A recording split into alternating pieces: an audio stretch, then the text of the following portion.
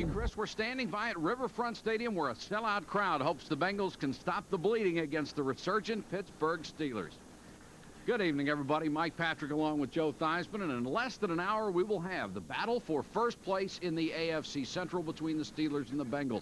A lot has been written about the resurgence of the Steelers' offense, and rightfully so, but it has been their defense that's carried them all year long. It really has, Mike. They have played together now for 2 years. They've gone up against 5 of the top offenses in the National Football League, not to mention the guys that run them. For example, against Warren Moon, this defense intercepted 4 passes. But that was just the beginning of the woes against the best. Joe Montana comes in, they pick off 2 of his and hold him to 157 yards passing. Then they go down to Atlanta and get the Miller guy. 110 passes without an interception, goes up against the Steelers, they pick 3 off. They weren't finished with that bunch. You consider Marino, Elway, and Everett, all top quarterbacks in the National Football League. They've shut down the top guns in the league. Done a super job. The Cincinnati defense, on the other hand, will be facing an offense on a roll, and they'll have to do it without some of their best people. They really will, and the one that's going to be missed the most is Dave Fulcher. He's the spiritual leader. He's the big play man. Also questionable is James Francis. He leads the team in sacks. So with those 2 out, the task is going to be trying to stop what New Orleans did against them a few weeks ago. That's for rush. That's rush for almost 250 yards. This will be the 40th meeting between these teams in the last 20 years, and the one thing they've never had to do is get the players up for it. This is my type of football, the old, good old days of football, down and dirty in the middle where they're going to trap you, double you, and run certain plays right at you. None of this spread 3 guys out and just do that run and shoot stuff. That's not called real football, I don't think. Coming up at 8 Eastern, the battle for first place in the AFC Central, Pittsburgh and Cincinnati. Let's go back to Chris. And the Steelers, limbering up. Top of the hour, live here on ESPN from Riverfront in Cincinnati.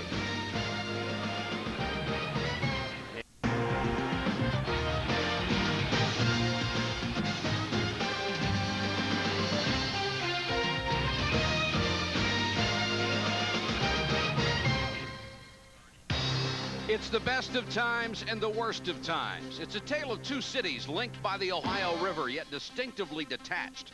Pittsburgh and Cincinnati share an intense rivalry that plays on any stage. But it's on the gridiron where the Steelers and the Bengals fan the interstate flames.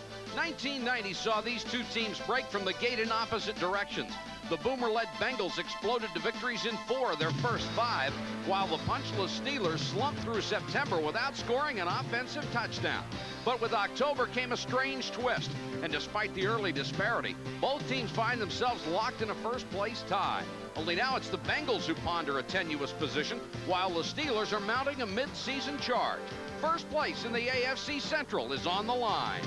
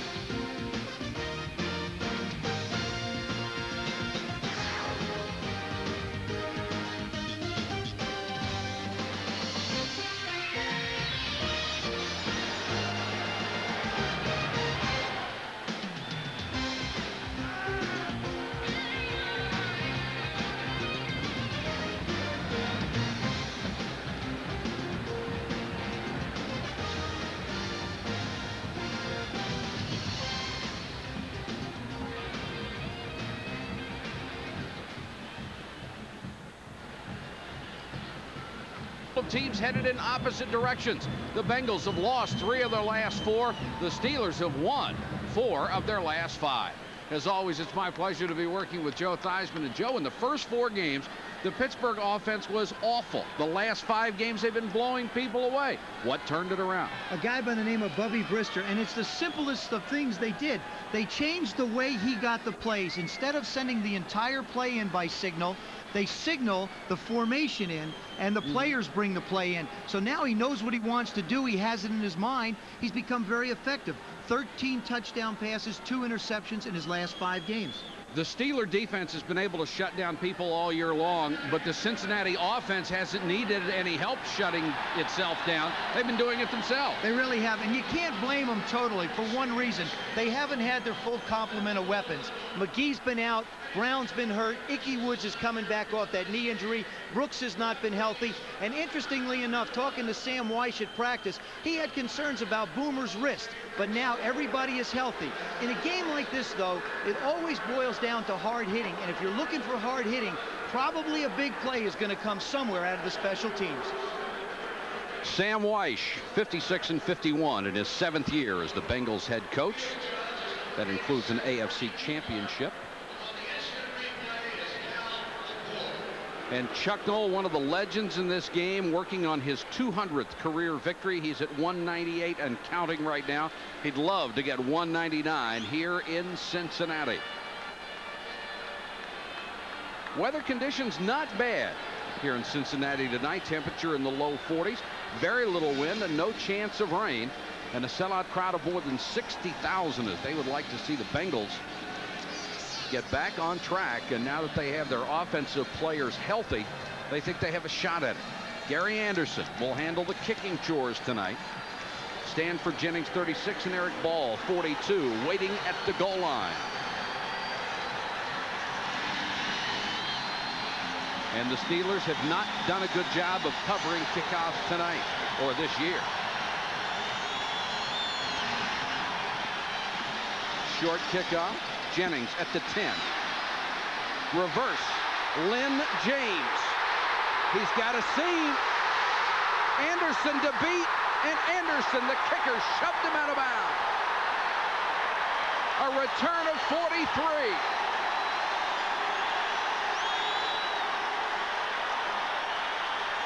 When you're looking to get your football team fired up, you pull out all the stops, and this is what Sam has done. They start a reverse. The Steelers know they haven't covered kicks very well, so they're very aggressive down the field. Now the wall is set up. Good job by Gary Anderson, just getting James to move a little bit out of bounds. So the Bengals with great field position. They start at the Steeler 48-yard line. Ickey Woods is the single setback. Brooks on a wing. Woods will get the carry. Wrapped up as he got back to the line of scrimmage. And Greg Lloyd got it. The Bengals going to their attack offense. You know, Mike, in a situation like this, you've just opened the game with a big play. I wouldn't be surprised if you go at the strength of the Steeler defense, who is Ron Woodson. Figure out a way, maybe to isolate him, maybe to go up top right away. Just put some more pressure on it. You got it rolling your way. Keep it up. Most people have been throwing to the other side, and that's for David Johnson.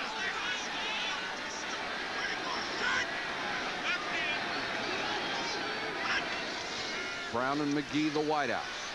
Pump fake by Esiason. Going deep for Brown. Knocked away by Woodson and almost intercepted. Well, they tried it and it didn't work. Well, it makes sense. You know, you want to go at the heart of the defense. Here what happens, Brown does a little out move. Gives a little switch. Now, Woodson, he's beat right there. He is beat by 2 steps, but he has such world-class speed. He gets back to the ball. Boomer probably could have put the ball up a little bit quicker. He and Darrell Green, 2 best corners for making up space in this game. 3rd and 9. Cincinnati huddling 3 yards from the ball. If they see substitutions coming from the other team, they can get to the line and snap it within 2 seconds. Boomer with plenty of time. Now he scrambles. Slides, and he's short of the first down at the 39-yard line. This is something he has not been doing much of, Joe. That's right. He told me on Saturday, we sat and looked at films together, and he said, there's 2 things I haven't been doing.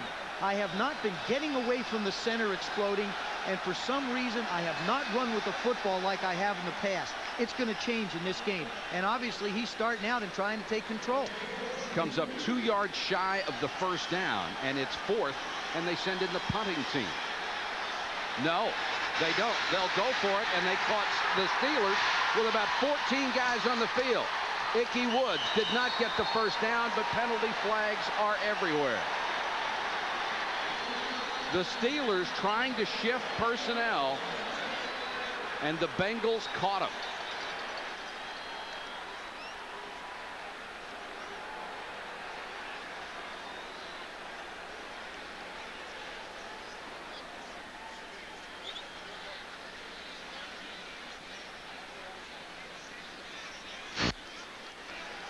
12 men on the field. At least. Defense.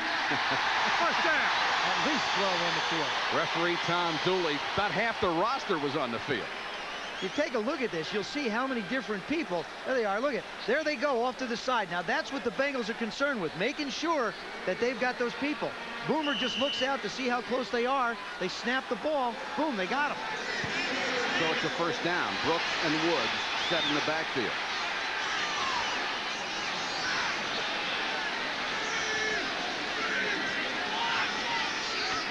James Brooks. Big hole behind Woods. To the 20, to the 15-yard line. First down.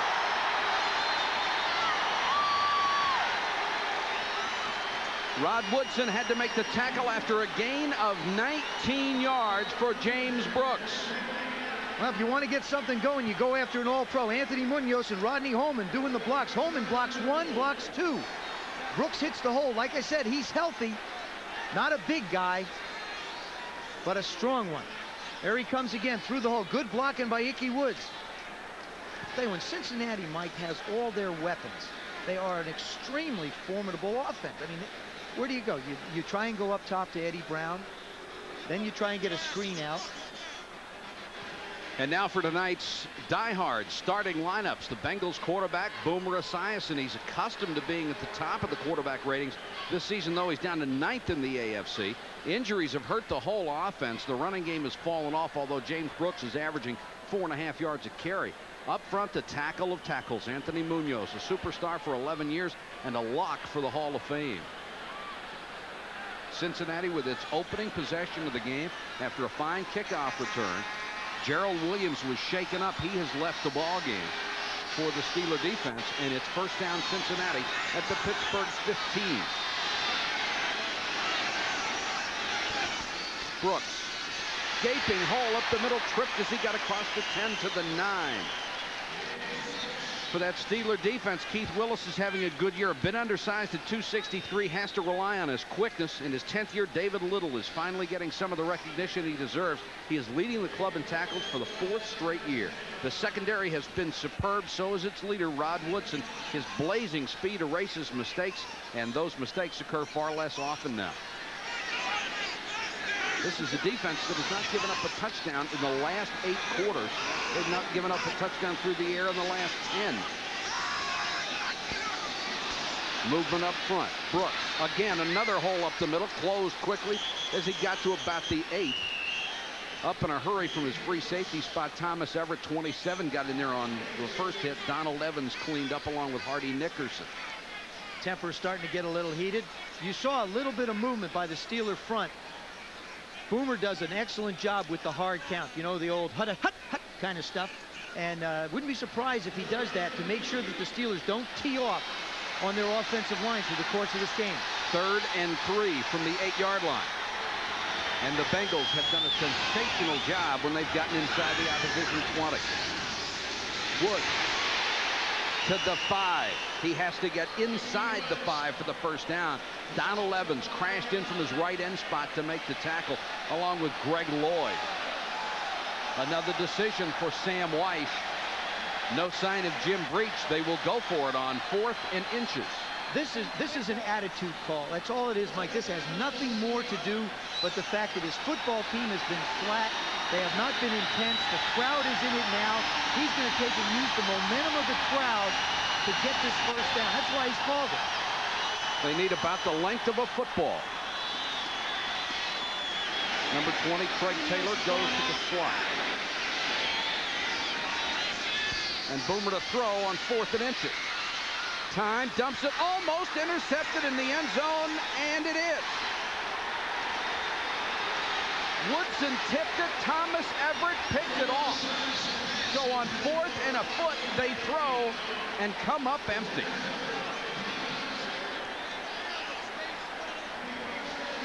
Boomer rolling to his left. There he is. Actually, Anthony Munoz hooks in. The ball's batted around a little bit. Rodney Holman is there. He tried to get the ball to Lynn James, number 80. There you see it. James comes in behind Woodson. Actually, it's Brooks coming into the picture. Everett winds up with the ball. Everett gets his 3rd interception, and the Steeler defense does the job again. Worley starting at tailback, and Brister to throw on first down, complete to Lips, but the official stopped the play. Someone on the Pittsburgh offensive line moved early. That was Terry Long on the right side.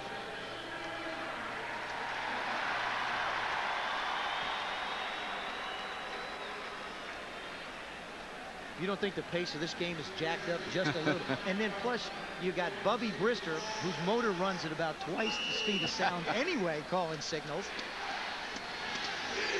Well, this offense has been spectacular. In the last 5 games, they've averaged nearly 30 points a game. They're literally blowing people away after going the first 4 games without scoring a touchdown. It's amazing. 1st and 15. Hodge and Worley the back.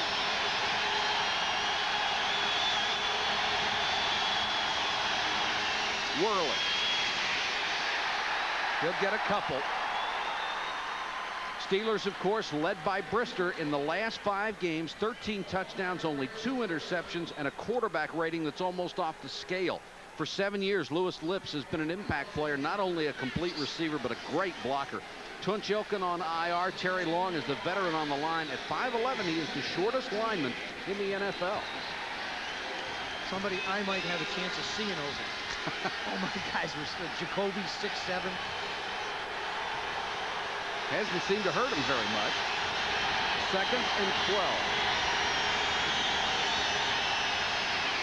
Comes the blitz. Brister gets rid of it and threw it well behind Hill, who was going across the middle.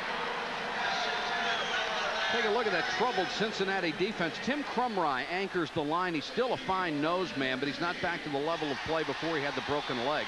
Kevin Walker's been given a shot at inside linebacker, and he now leads the team in tackles. Lewis Phillips is an excellent man-to-man defender in a secondary that is missing both David Fulcher and Eric Thomas. Thomas has been out all year after tearing up a knee in a pickup basketball game. 3rd and 12 now. And look at the difference in Brister through the first 4 and the last 5. It's been awesome. 4-man rush draw. Merrill Hodge dumped as he got to the 28-yard line, and Solomon Wilcox, the free safety, upended him. It's a good call on 3rd down. I mean, sometimes people say, well, geez, it's 3rd down and 14. Why don't you put it up for 15 yards? You're backed up in your own end. It's early in the ball game. You get your punter out to good field position. Let your defense go out and play. Dan Straczynski will come on to punt. Number 11 in the NFL, and Mitchell Price, who has had a fine return season as a rookie, waits at his own 25. Low snap. Straczynski comes up with it. Floater. Price, the late signal for a fair catch, makes it at the 36-yard line. A punt of 36, no return. We are scoreless in Cincinnati.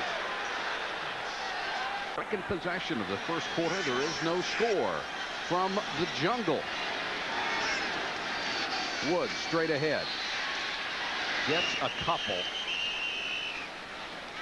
The Steelers defense has not given up much to anybody this year. They have just been so tough, especially against the pass, but the linebacking has really come along. They're very pleased with the addition of Greg Lloyd. You just saw him get up, number 95.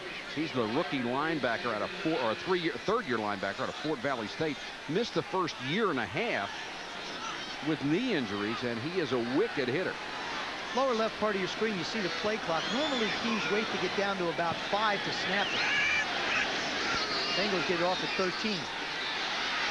Boomer with time and airmails it over the head of Eddie Brown. And that has been the problem with Esiason in recent weeks. He'll have a man open, he'll airmail it over his head, or he'll skip it to him. It is not the Boomer we have come to expect. And it's not the Boomer that he expects either. It's interesting the way the offense is set up. Now he's calling the play. They use different types of terminology. They use cities, they use months, they use days of the week. They all mean certain plays. And you see that he'll get the ball off about 10 to 20 seconds earlier than most guys. 3rd and 9. Esiason with time, throws complete this time across midfield for the first down. Brown makes the catch. A gain of 14. They have literally developed their own language for the Cincinnati Bengals. Bengalese, as it's called. Now, Eddie Brown is a very important part of the offense, and it's important for Boomer to complete it. This is just a simple, quick go out, turn around, let me pop you the ball. Steelers given some cushion. They play a combination man-to-man zone defense. and you really got to put pressure on him.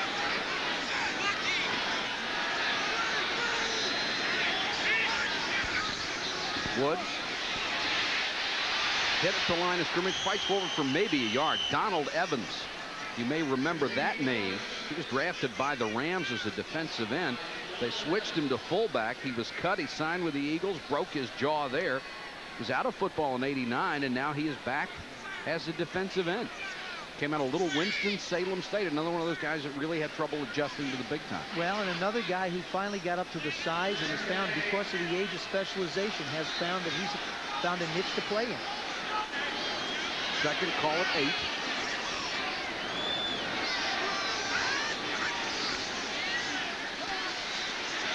Out in the flat to Woods. Fought off one tackle, but look at the Steelers close. Carnell Lake hit him and shoved him back, and then Hardy Nickerson, the linebacker, got over there in a hurry. Atlanta Falcons secondary, Pittsburgh Steelers secondary, they get such tremendous closing and support.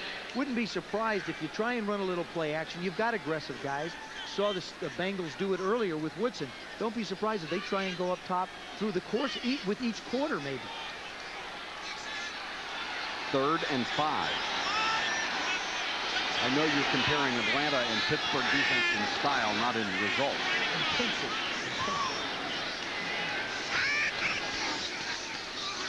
Straight 4-man rush, Esiason with time. Running for the first down and slid. This will be an interesting mark. When you first start to slide, that's where they mark it. Not where you end up or where you're hit. Not where the ball ends up either. Right. It's very important. Boomer Esiason taking charge there. He's looking left. Feels the pressure coming from the left side. Now he says, all right, I think I can pick it up. Glances out to the right to see where the sticks are. Now he slides in, and he's safe. Question is, did he make it? Yes. By the length of the football.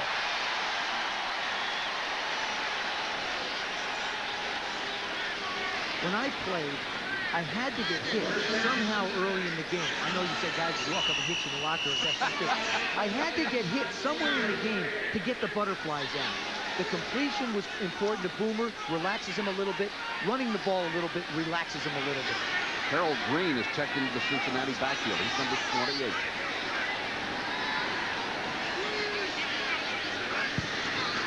And the rookie from South Carolina will get the carry. Breaks it outside. What a job by Thomas Everett.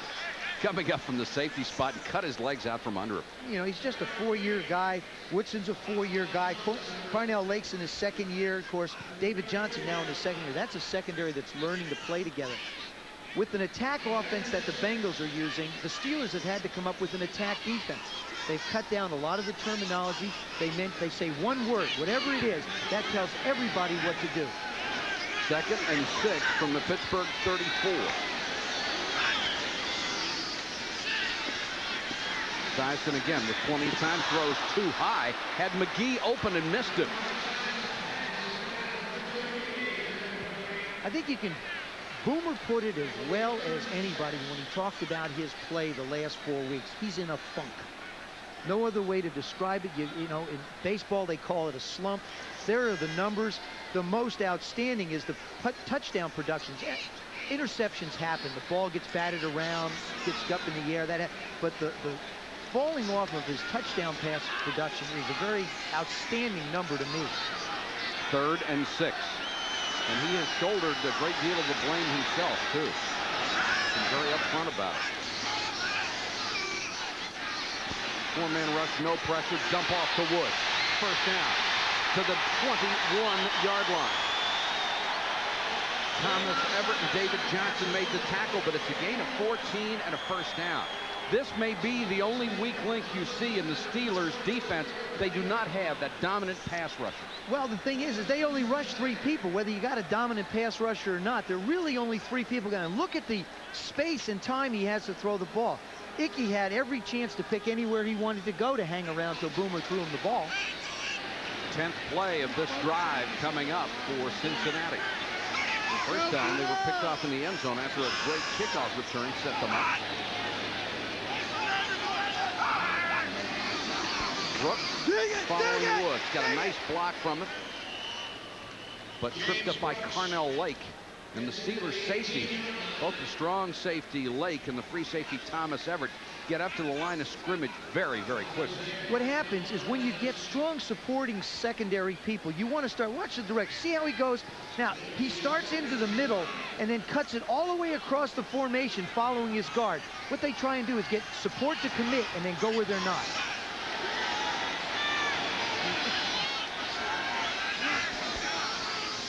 Play action by Esiason. Runs it again. Dives head forward to the 11, maybe half a yard shy of a first down. And David Little, the 10-year veteran, made the stop. He didn't know which way to slide. Boomer hasn't run in so long, he's forgotten how to get down. Do I go head first? Do I turn and slide on my right leg? Do I turn and slide on my left leg? You go head first, you lose your protection. You're just like anybody else. They can drill you. You have to slide feet first to have that, you know, quarterback, I'm wearing a dress kind of protection. Yeah, and it works too. Sure.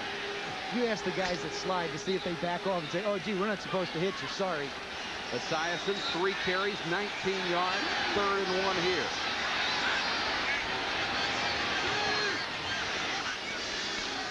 Brooks. First down, all the way to the 5-yard line. 3 or 4 times so far tonight, Ickey Woods has led James Brooks for outstanding yardage. And he's gotten his man every time. Lake and Johnson had to stop him at the 5.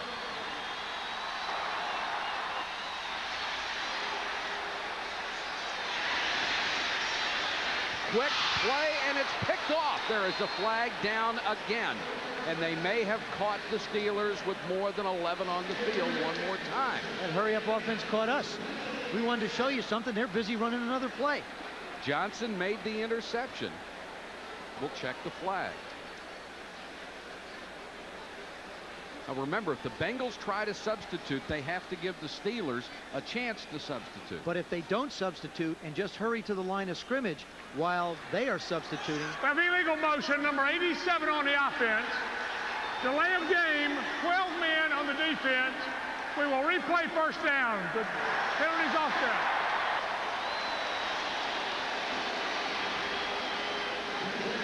So we'll start all over from the 5-yard line. 1st and goal. Only 2:06 to go in the scoreless first quarter. And this is how efficiently this offense can operate. They've already gotten 2, what would have been 2 cheap penalties. Turns out they were moving to negate that. Drive has taken nearly 7 minutes off the first period clock. Size changing the formation. Brooks and Woods are split. Ickey Woods cuts it up the middle, touchdown.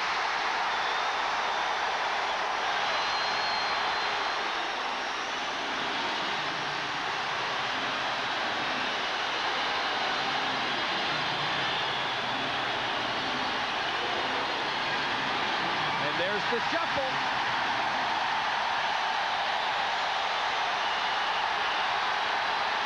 And he's added a little bit to it. This is the new Ickey shuffle. Here's what gets it done. Stretches the defense, gets them thinking outside, then really cuts it up, almost loses his balance, but there's nobody to hit him. Winds up in the end zone. Munoz and Reimer's outstanding blocks as Breach adds the point after.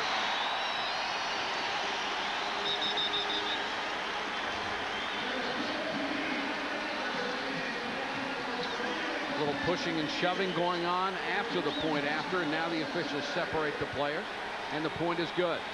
The Bengals have taken a 7-0 lead over the Pittsburgh Steelers. We hadn't played very well against them in the last couple of years. They've been beating us up pretty good, so it's time to turn this around. Well, in this war, the Bengals have launched the first salvo and lead 7-0. Lee Johnson to kick off. Woodson, one of the most dangerous kick returners in football, is deep. Has it at the 1. World-class speed for this guy. Outran that tackle and then muscles his way past the 15. Ricky Dixon on the stop down on special teams.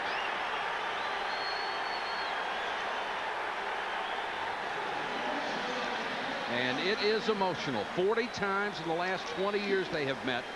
The players know each other very, very well. They don't like each other either. No, there's that old line, familiarity breeds contempt. Yeah, well, you've seen it.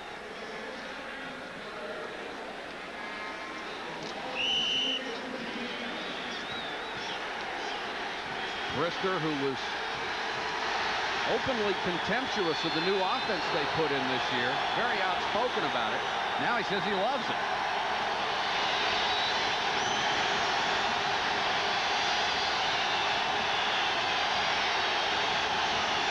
Worley. Crumry waiting for him after a gain of 1.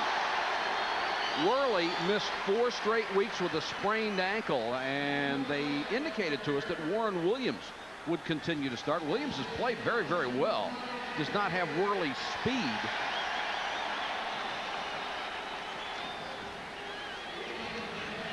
Worley, though, is somewhat of a limited back, Mike. I mean, he's an eye back. Played in the eye. That's where he's most effective. Williams gives him a little more versatility as a back as well. Look at the disparity in total plays so far. Merrill Hodge with the single setback. Brister changes the play. 3-man rush in time. The pass complete to Lips. Dives for the sticks, doesn't quite make it. Carl Carter out of Texas Tech made the tackle. Cincinnati, talk about turning it up a notch. Their defense has just been run over lately. Last 2 games averaged 212 yards rushing. New Orleans rushes for 249 against them.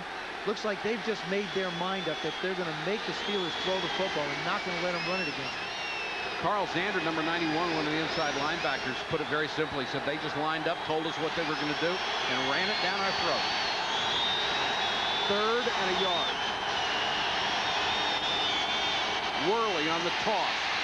Cuts it back, 1st down. 1st and 10, the Steelers at their own 29-yard line. Kevin Walker, the leading tackler, number 59, got him there. You talk about the Steelers, you got to talk about trapping. Terry Long, number 74. You see, this is what happens. The guard gets out, turns up, traps the linebacker, gives Worley an opportunity to turn his shoulders upfield. You got to expect the back to get at least 1 when he's got his shoulders going north and south. First down of the game for the Steelers, and we've come to the end of the 1st quarter in Cincinnati. The Bengals on top of the Steelers, 7-0. Cincinnati, and Pittsburgh has just recorded its first down of the ball game. Steelers going from their own 29 as the Bengals have dominated the early part of the game.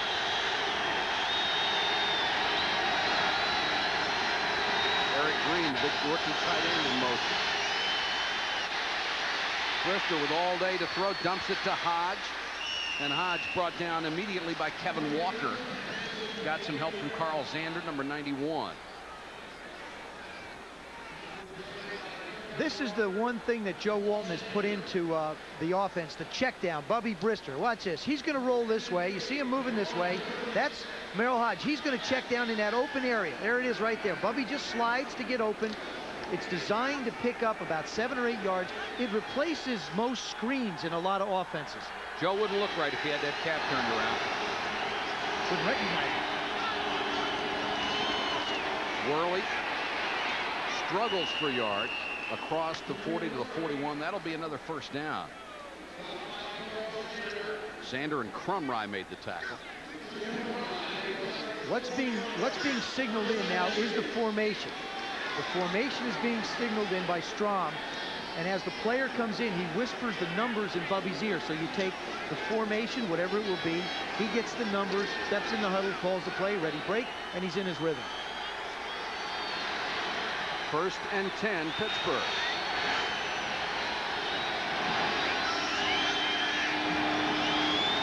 Hodge only gets a couple. Carl Zander made the stop again. Hodge is one of those backs that people like to root for. The first guy since Franco Harris to lead the club in both receiving and rushing the ball. That was in 1988. Not a lot of speed, but he gives you everything he has every play. Also mentioned that Joe Walton was the first coach to ever really communicate with him. He talks to him about whether he likes a play, whether or not he feels comfortable running a route, whether there's a better way to do it. He really feels like he's a contributing part of the offense, not just running it, but involved in it. 2nd and 8. Blitz coming. Brister with time. Dump off to Green, the big tight end from Liberty. Look at the strength in this guy. Down to the 47-yard line, dragging White with him, a gain of 9. He held out. And Chuck Knowles said he's not going to be able to help us this year. All he did was show up and catch 6 touchdown passes. He and Lawrence Taylor have really created problems for coaches trying to get players to come into training camp. Look at the strength he has. As big as he is, 6'5", 275 pounds, and he is every inch of that. Coming into the game, he caught 13 passes, 6 of them for touchdowns. Another first down for the Steelers. First time in Cincinnati territory. And the left tackle, John Jackson, gets an early start, and that'll cost him 5. Ball start, 65 offense, first down. Both teams taking a little time to settle down. Cincinnati looked like they were a little uneasy in the beginning. Pittsburgh now is finding its rhythm a little bit, but still a little uncertain. Well, this is obviously a big game for both of them, especially since they will play again 2 weeks from now in Pittsburgh. 1st and 15.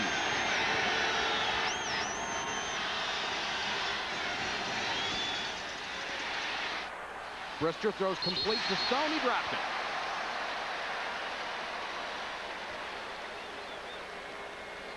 Stone had always been a running back until last year. They made him a wide receiver, and his teammates have really been on him this year. He stepped out of bounds on 2 short touchdowns. I mean, he just stepped out of bounds. Nobody pushed him, and he comes out to practice, and they show him where the sideline is and say, look, if this was the Canadian League, you'd be in business. Gary Anderson took some some athletic tape and drew a sideline in front of his locker to show him where he should stay on the other side of it. Don't go out of bounds. 2nd and 15.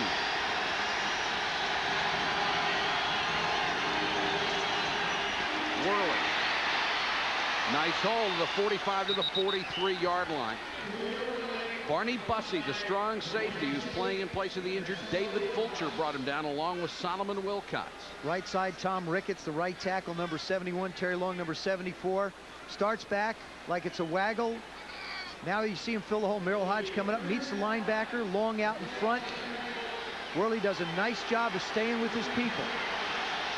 Good eyes, good vision. Find the big guys, get in their hip pocket, and let them hit people. 3rd and 5. Deepest penetration for the Steelers tonight, and it's been a good drive.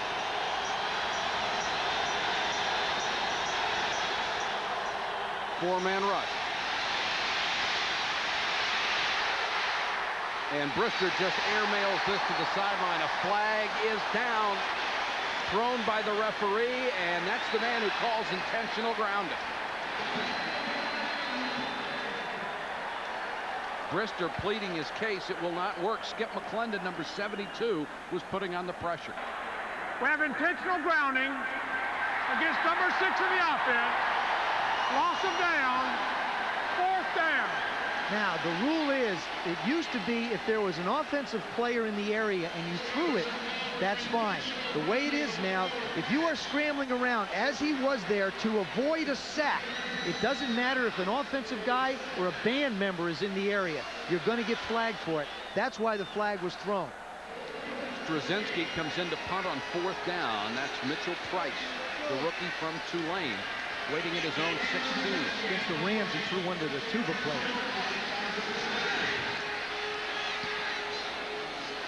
High spiral. Fair catch signal. Price makes it to 12.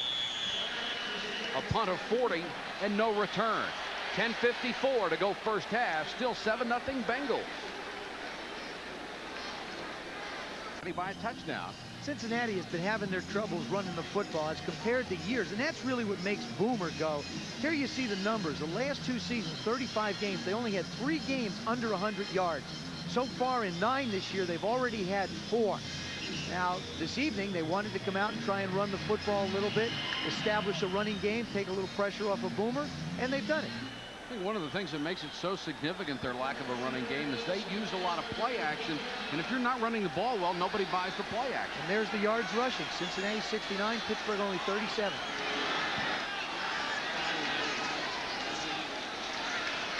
Esiason throws to McGee at the 20. Covered in a hurry by Johnson. You're not going to get a whole lot out of the Steelers secondary. They have been superb. And the Bengals, the coaches talked to me. They said, we're not interested in trying to just beat them big. We want to take the little stuff. We'll be patient. We'll take the 3 6-yarders and just move down the field. The other thing about the Cincinnati rushing game, they lost Max Montoya, their all-pro guard, to Plan B. They were convinced that they could leave him unprotected and he wouldn't leave. He has some business interests around here.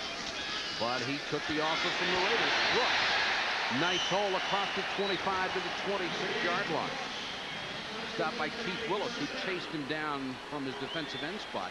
Brooks with 40 yards on 6 carries tonight. And the little guy just keeps getting it done. Well, he does. What happens is you'll see him head for point of attack. What happens here is he heads for point of attack and just keeps coming back.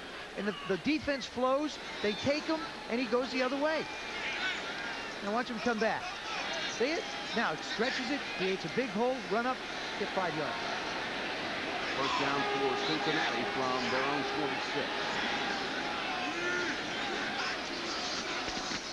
Trap, Brooks bounces off a tackle, cuts it outside, and a wave of white shirts waiting for it. Looks like a Steeler defensive old. Brian Hinkle and Carnell Lake in on the stop. Hinkle had a great game against the Falcons a couple of weeks ago. 11 tackles, forced a fumble, made a fumble recovery.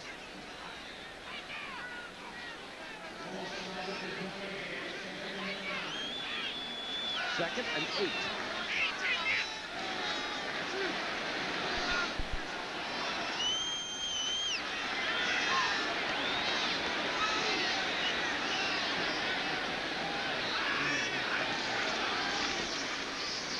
Esiason with a quick toss to Brown. Brought down at the 31-yard line. Nice tackle by Johnson. Made sure he didn't get any more. The other thing about this attack offense, Joe, is that it forces the other team to play with their best 11 guys on defense, and the Steelers are very well equipped to do that. They don't have to bring in a lot of extra personnel. When I talked to Dave Brazil last night, their defensive coordinator, he said that doesn't bother them. They feel like they've got 11 people out there. Sure, they'd like to substitute in special situations, but as long as Cincinnati has their 11 out there, they feel they can match up with it. 3rd and 5.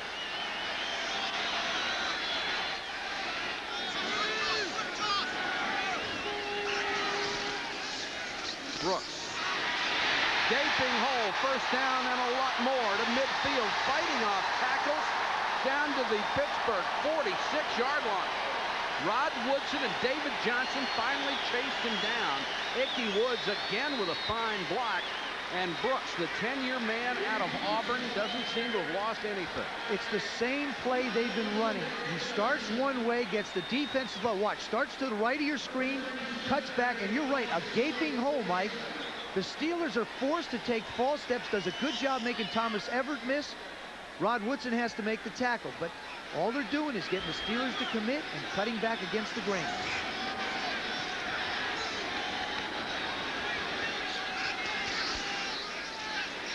Nice fake by Esiason. Dumps it off to his tight end, Caddis.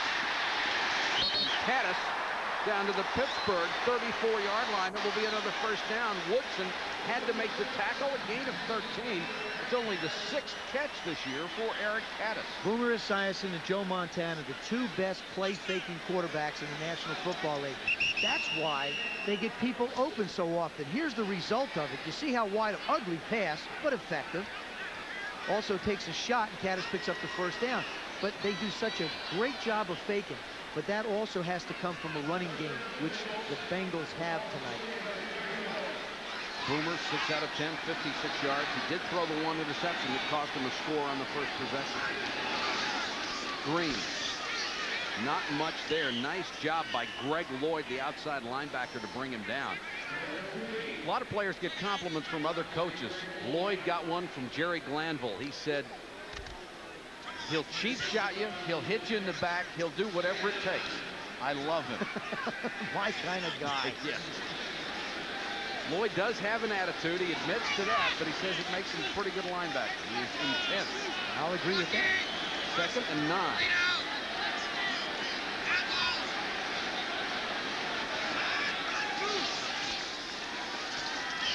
Esiason again with time and a quick release to Brown. Almost had his head taken off by Woodson, and flags go down. Woodson knew it, too. Well, he just reached in to try and grab his shoulder, wound up with a little bit of his face. See if it's 5 or 15. They called it a personal foul. Now, that was what that hacking motion was by the referee, Tom Dooley. Well, a personal foul.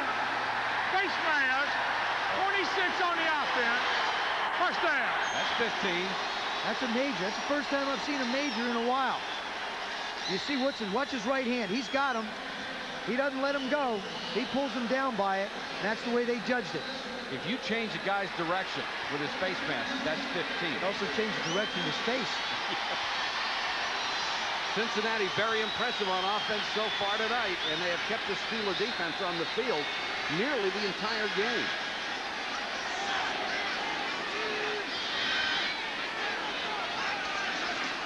Brooks got a good block from Taylor inside the 10 to about the 8-yard line. Lloyd and Everett made the tackle. They just keep running over Anthony Munoz on the left side and Ken Moyer. That left side, the left guard, Moyer, the left tackle, Munoz. They're just moving the Steelers out. Donald Evans, Gerald Williams playing over the nose, just getting pushed back a few yards and creating a hole. If you're a defensive end and you go out there and Munoz lines up in front of you, you know it's going to be a long night. He may be the best that ever played that position. Probably on his way to his 10th consecutive Pro Bowl. He's got my vote already. 2nd and 5. Brooks again that counter play inside the 5 to the 4. Hinkle made the tackle. It's not like the counter play the Redskins use where it's one drop step and then you go. It's more of a misdirection play. It really is. What it basically is, here, you take a look at it. Do a little chart work for you. As it comes up, you'll see right here, what they do is they just want these people to take false steps. That's all they want this defense to do. Then they bring a guard or somebody and move him that way, and he has a chance to run with the ball. See how they slide? Now they bring it back, and Ickey Woods really is the lead blocker. They just bring the tackle across the formation. The Steelers are going to have to change what they're doing. You can't line up. They want to play smash mouth. Isn't going to work. They're going to have to start bringing some secondary people, and they're going to have to start bringing some linebackers to shut down those gaps that the Bengals are running. Bengals have a timeout with 4:15 to go in the half. They're facing a 3rd and 1. Cincinnati leading Pittsburgh 7-0 as we hit the closing minutes of the first half. Mike Patrick and Joe Theismann, glad you could join us from Cincinnati. And if you're a Bengals fan, you have to love the offense tonight. Well, you have to love the balance they have. In this particular drive, which has been 72 yards, they've thrown 4 passes for 32, run the ball 6 times for 40. Exactly what Sam Weiss wanted. Get some balance back in the attack. The first time since September of '87 they have had all 6 of their principal skill position players on the field at the same time starting the ball game. And people, I think, overlook how important that is. You got starters in this game. They have to be there for you to win. You can't get by with people that aren't starters. First of all, the starters get all the practice time. The secondary guys, even in training camp, your backups don't get the amount of work that your starters get. Munoz lines up as an eligible receiver on the right side. Taylor is in there with Woods on 3rd and 1. Looked like a mix-up in the snap count. Several people weren't moving when Boomer got the ball, and Woods fell forward to the 5. Looks like he's short of the first down. We'll wait on the mark. Looked like Ickey got off on the ball, and everybody else was sort of standing still. And on 4th down, here comes Jim Breach. So the Bengals, for all their domination, lost a potential touchdown on their first possession with an interception. Got a touchdown later. Now it appears they'll have to settle for a field goal. Yeah, but you know, you try to reverse on the opening kickoff. You got to have other kinds of trick plays in every part of your kicking game. I mean, who knows? It's a perfect opportunity maybe for a fake. Johnson, the holder, and Breach drills it through. So the Bengals, after another long drive, add 3 to their total and lead 10-0. ESPN Sunday Night NFL is brought to you by Cadillac and your local Cadillac dealer. Discover why the only way to travel is Cadillac style. By ITT Hartford. When you need us most, we're at our best. And by Hewlett-Packard LaserJet printers. They'll get you noticed. That's the John A. Roebling Bridge in Cincinnati. It was the model for the Brooklyn Bridge. You learn more than football here. Yeah. News Center. Cincinnati has learned its offense has come back to life. 3 great drives, and they turn 2 of them into scores and lead 10-0. Just over 3 minutes to go in the half. Each team has had the ball only 3 times. Johnson, line drive kick. Woodson handles it inside the 10. And a fine return out across the 35 to the 36-yard line. We have a timeout here in Cincinnati. 3:14 to go in the half. The Bengals by 10.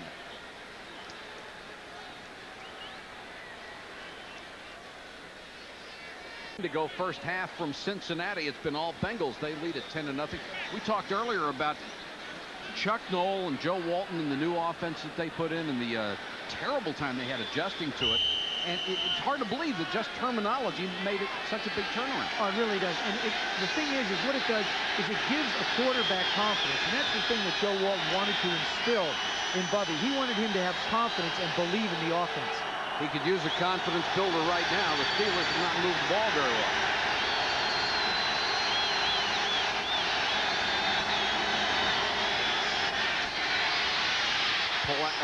Pocket collapsing. The pass to Green. Runaway train as he crosses the 50. There's a flag down on the play. Gain of 16. Phillips and Zander in on the stop. And it will go against Cincinnati. You know, we talked about this is the type of play, Mike. This is the thing. A wide receiver would run into the huddle and go slot split right, Z short motion, 77 X7, 67 F high. Now you repeat that. Say what? And then you repeat it. And this is what the play looks like. There's the short motion by the Z. There is the 77 by the two wide receivers on the right side. And there is the F high. And the 67 is in reference to the blocking of the X, which is the tight end in this instance. That's what Bubby has to communicate in the huddle. It's the 1st and 10. Ball in Cincinnati territory at the 48. Here comes the blitz. Bristol somehow avoids the rush with time, goes deep, and throws it out of bounds. Intended for Lips, covered very well by Carl Carter. I'll bet you're wondering now, why did he get a flag on the last one and he didn't get a flag? Because they weren't quite close enough to get their hands on it. The last time they were within grasping range, they figure, okay, you threw it away. This time, he was running around, just threw the ball away. It's clean. Here's the play coming in. He's got it, got the formation, gets in the huddle. It's Rick Strom, number 11, the backup quarterback out of Georgia Tech. 2nd and 10 Pittsburgh. 2:42 to go in the half.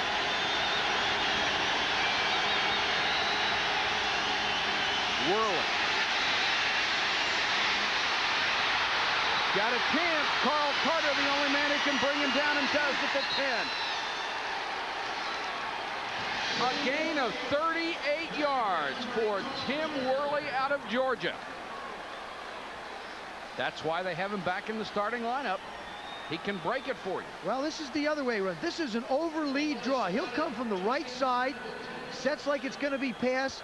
The Bengals have committed. Now here's the cutback. Look at the vision. Got great speed, great vision. Doesn't lose any north-south speed, but yet manages to cut off at an angle towards the end zone.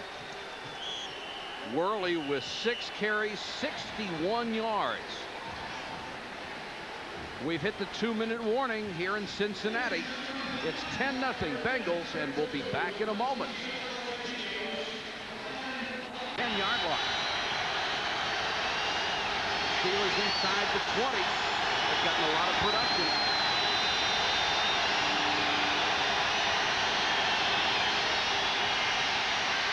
Intended for Hill and had it knocked away by Phillips. He is their best cover man and did a great job on that one. Little bit of hesitation by Bubby trying to get it off on the trigger. A play like that, you got to spin around, set, and fire. You can't really look and see where the receiver's going. You almost have to fire to a spot, not to an individual. That time, he had to wait to clear the linebackers just for a second. Got it there just a little late. Gave Phillips a chance to catch up on it. Most of his touchdowns have come in this area. Hodge and Worley in the backfield.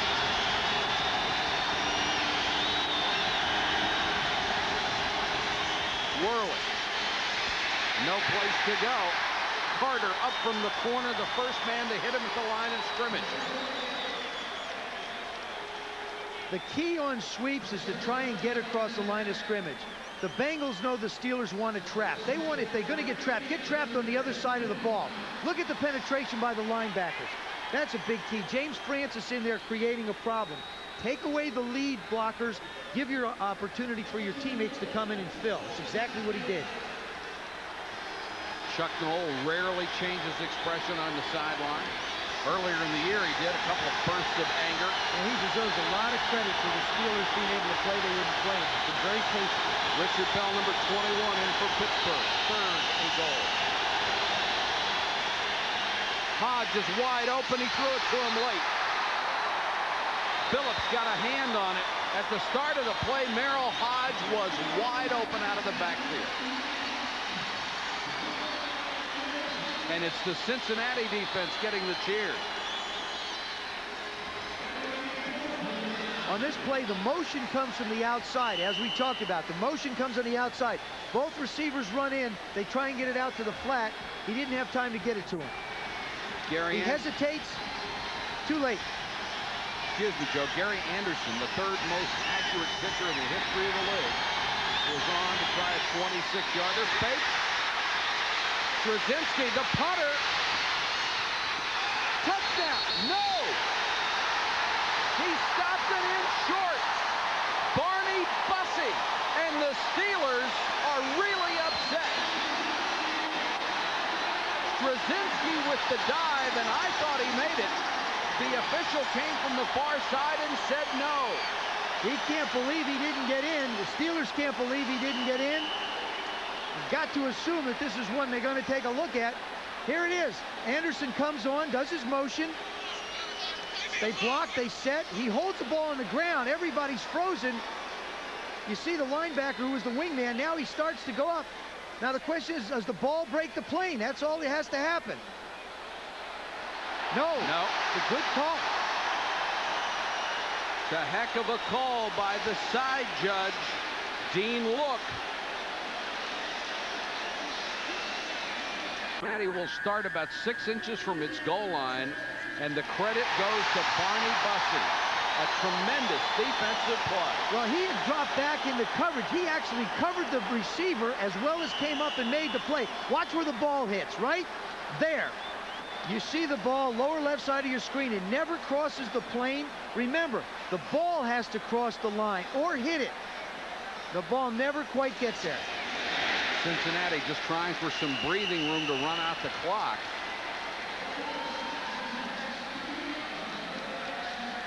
Well, it was a great place for a fake, and Straczynski carried it out very well. Got 9.5 yards out of it. Needed another 2 inches. Sometimes, as a ball carrier, you want to try and go up and over. Might almost be better when you're that close, just trying to lower and go through. But here's a guy who just doesn't run with the football that much. You're asking him to do something not common to him. Did the best thing he could with that effort. That was the first time all year the Cincinnati defense has stopped an opponent in a goal-to-goal situation. We're at halftime. Woodson, number 1 in the AFC. Cincinnati lining up as if to try an onside kick. And the Steelers only have 4 men up at the 45-yard line on that side of the field. They have not adjusted to it yet. Johnson kicks a low liner instead, knocked down by one of the up men, and returned to the 38-yard line. That's Foster, the backup running back. Halftime stats, Cincinnati dominating in number of plays. Rushing yards may be the key. 110. They had not been running the ball well. The only turnover was an interception in the end zone, and time of possession is almost doubled. They have kept the Steeler defense on the field an awful long time, and right now the Steeler offense has to produce something.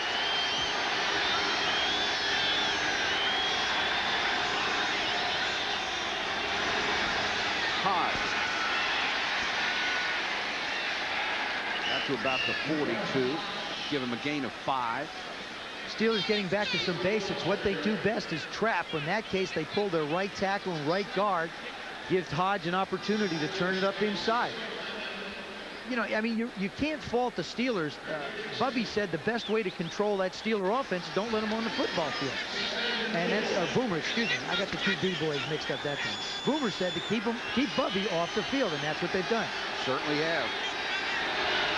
2nd and 5. Hodge the single setback.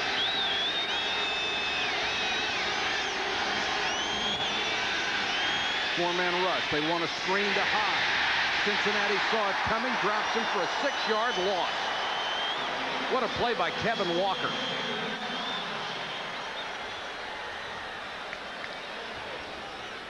Steelers offense really shut down except for Worley, and most of that came on a 38-yard run in the first half.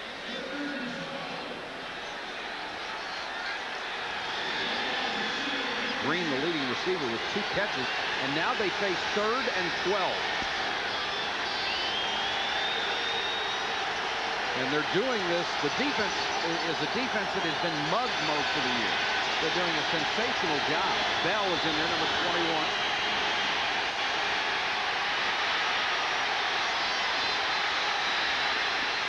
Brisker throws, intercepted. Picked off by Mitchell Price, but he's out of bounds. And there's a flag down.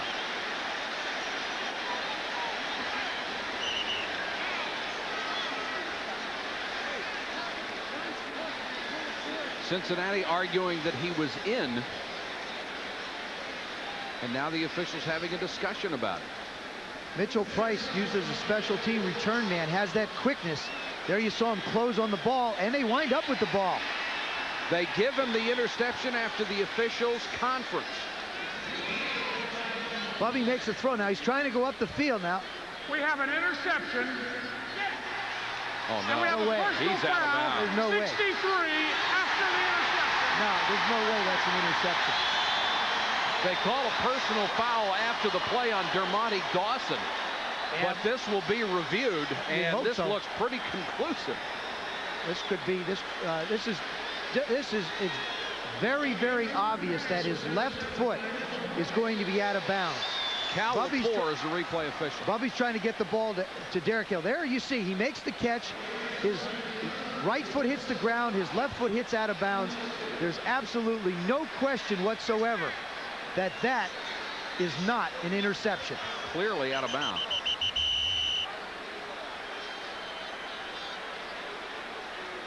And now the officials will stop action on the field again. Again, you have to understand. Now, I'm sure the fans are sitting there saying, geez, we've run the replay. Why haven't they communicated down to the field any quicker than that? The fact is that the instant replay officials have to first notify them and say, hey, wait a second, we want to take a look at it. Then they look at it. Then they talk to them. Cincinnati has called a timeout with 13:18 to go in the quarter. We'll be back in a moment. On the play, he was out of bounds, but the personal foul will stand, so it is 4th and 24, and Pittsburgh will punt it away. But that is a big break for the Steelers, obviously. We have a reversal. The play is ruled as incomplete. We have a personal foul, 63 on the offensive team. After the foul, a 4th down. So Straczynski is in to punt, and Mitchell Price waits at his own 38. Oh, you just got to believe that they're going to go after it. 4th down and 4 miles. You give up 5, no problem. You got them backed up. You could break the game open right now if you block it. Straczynski gets it out of there, high and short. High and very short. Marked out of bounds at the 39-yard line, a punt of 19 yards. ESPN's coverage of the NFL begins every Sunday with game day at noon Eastern. Chris, Tom, and Pete preview all the day's games. Then at 7, they're back with prime time. That's a complete wrap-up of all the action. Then at 8 o'clock, Joe and I will be in beautiful San Diego as the Seahawks and the Chargers go at it. John L. Williams, and we'll also get to see Marion Butts. And there the standings. Craig Taylor in for Cincinnati. He's number 20. And Taylor will get the call. About 7 yards down to the 32. Although Cincinnati hasn't rushed the ball well, Craig Taylor got a 4.5 average, only carried the ball 37 times, which means that, you know, I mean, when he's used effectively. Second-year fullback out of West Virginia saw an awful lot of action when Woods was out injured.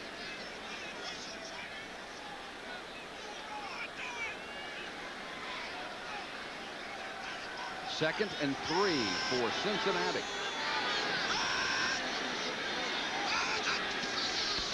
Brooks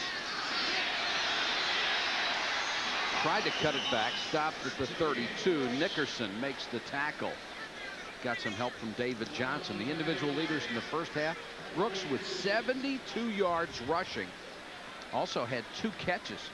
And Crumry led the club in tackles with 3. He used to lead this team in tackles all the time as a noseman. One thing that's not reflected there is one of their ball carriers, Boomer Esiason, who's really started to run the ball. Made some key runs, kept 2 drives alive by running with the football. There is passing numbers. 3rd and 4.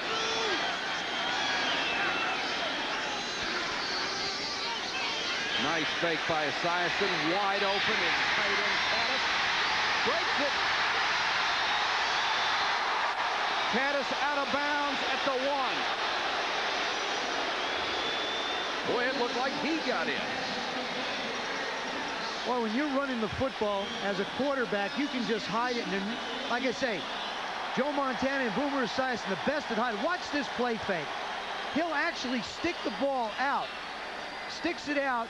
Good fake by the running back. Good fake by Craig Taylor. Caddis is wide open. Now the Steelers, they come up, they just can't make the tackle. Everett misses it. Caddis goes on down the field, and ball goes out of bounds at the 1. They're replaying it here in the stadium, and the fans still thought they had the touchdown. You run the back one way, release the tight end out the other side. There's nobody there. All the support is committed to the run, and your tight end's wide open like that. His body got in the end zone, but as you called it, the ball went outside the cone. Watch where the ball goes. Now it gets away from his body. The ball right now is out of bounds. And his right hand hits the cone, but the ball doesn't. There's another look at it right here. You see his right hand hits the cone, but the ball's out of bounds. They're reviewing it. I'm sure they will spot it at the 1-yard line. And it will be 1st and goal, Cincinnati, with 11:28 to go, 3rd quarter. They're already up 10-0. And the replay booth says the play will stand as called. First down. Of course, the crowd wanted a touchdown. Can't blame them for that. They want every yard Yes, they can get. they do. Yards have not been easy. These guys have been away from home a long time. Woods and Taylor are the back. Taylor, touchdown. Ball came loose. It is a touchdown. Parnell Lake trying to return it, but it was called a touchdown, and the Steelers are really steep. Yeah, guys out there on defense throwing helmets.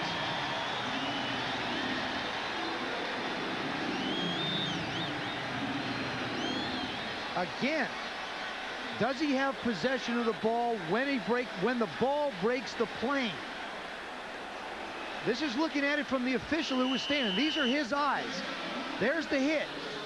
Where's the ball? Where's the ball? The ball is in the end zone, then it comes out. That's a touchdown.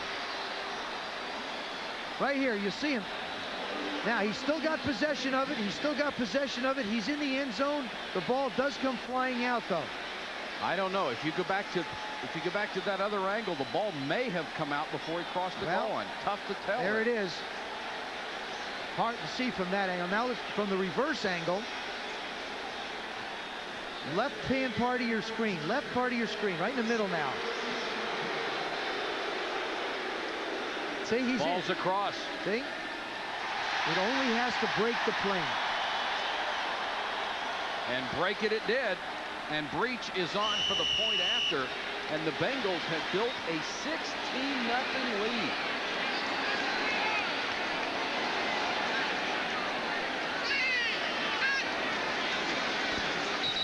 Breach for the point after. And they're on their feet in Cincinnati. More than 60,000 loving every minute of it.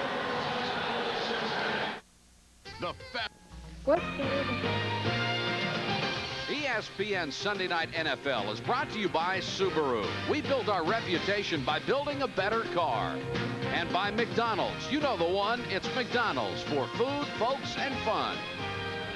That's the Union Terminal Museum Center. Once a beautiful old train station, now a historical museum. It reopened just last week. Never ceases to amaze me how much information we bring to people. Me either. 17-0 Cincinnati is the information we want to bring you right now. And they have dominated this game that has been full of razor-close plays.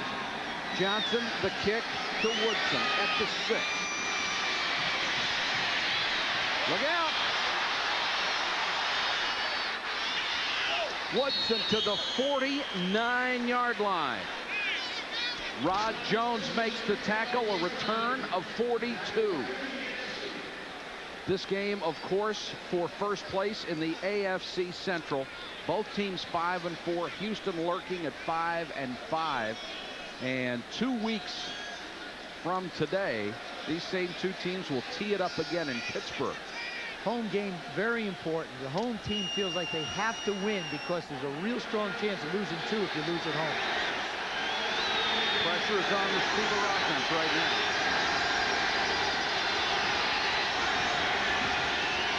Worley just launches himself forward to the 47. Too early to try and force it if you're the Steelers to get out of your game plan. You've got good field position. You're going to need 3 scores anyway. If you can get some kind of points out of this drive, either a field goal or a touchdown, then you bring yourself back in with 10:35 to go in the quarter, a chance to at least position yourself for some scores. One of Chuck Noll's strengths over the years has been his consistency. He makes a decision that he feels is sound, and he stays with it, and that's what they did with the new offense this year, and certainly it has paid off for him.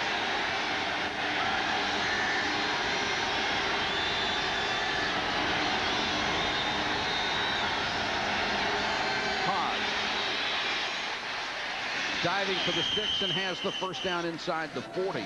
Carl Zander in on the stop again, the third-year man out of Tennessee. When I played for Joe Walton, one of the things he never got upset. He always told me, he said, listen, just relax. Don't worry about it. As a quarterback, you think, oh, God, we got to put the ball in the air right now real quick. He'll go back, he'll run the ball just to get control of the game back. That's what he's trying to do, get control of the tempo of this game back. That's why he comes out with some runs. They've been successful, starting to get a little bit more of a tempo in the Steelers' favor. Every quarterback he has ever worked with has been a much better quarterback because of it. Absolutely. First and 10, Pittsburgh down 17-0. Pod dances outside, got back to the line of scrimmage and no more gain. Tackled there. I had breakfast with Coach Walton this morning. He said, you know, this is a very difficult defense to prepare for because they haven't been playing well. So they're likely to possibly come with 4 down linemen, 3 down linemen, maybe blitz some linebackers. He says it's a little bit hard to predict what they might do, which creates a little bit more of a problem in play selection. We've seen Cincinnati bring their linebackers a little bit more, specifically to stop the run. 2nd and 10. Draw, Worley. Tries to reverse this field, nowhere to go.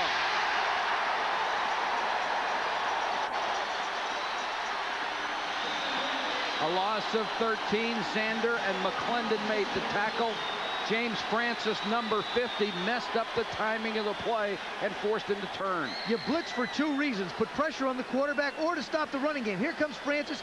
Here come the linebackers. Look at the penetration. They want to get back here to stop the trapping offensive lineman. Look at them come. Everybody's coming. Looks like a jailbreak. And Worley feels like one. And Francis is playing with a very bad back. Yesterday they told us they didn't think he'd play. Leads the team in sacks with 7, and now it's 3rd down and a mile. 4-man rush. Brister throws short and incomplete to his big tight end Eric Green. Couldn't hold that one. There is a flag down on the play back at the Steeler 40-yard line. It will go against Pittsburgh.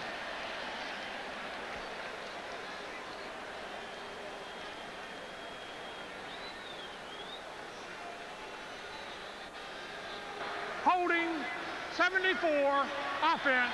Penalty is declined, 4th down. That's Terry Long, the right guard, but they'll decline it and bring up 4th and 23.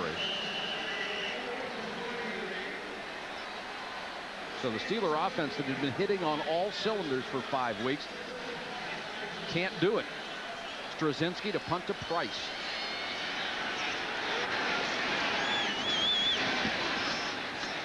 High floating kick. Price signals fair catch. Makes it to the 16-yard line. Punt of 36. No return. Good punt by Straczynski. 26 to go, 3rd quarter. It's all Cincinnati. Bubby Brister's numbers on the night: 5 out of 12, 32 yards. Pittsburgh's had 5 drives. Punt, punt, fake field goal, stop, punt, punt. All they've had the football tonight, their offense. Thomas Everett has bruised his shoulder, and number 22, Larry Griffin, is in the Pittsburgh secondary.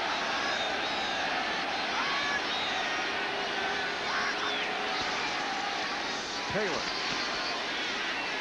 falls forward for about 4 to the 20. Both of these teams are coming off a bye. What kind of effect do you think it's had? I think it's had a definite effect. Cincinnati needed it for 2 reasons. Cincinnati needed it because they were getting the living daylights beat out of them, and they needed to get people healthy. It helped them. Pittsburgh, on the other hand, was hot. They were rolling. I believe it's hurt them. I think it's having a direct effect on the way this game is going tonight. 2nd and 6 for the Bengals.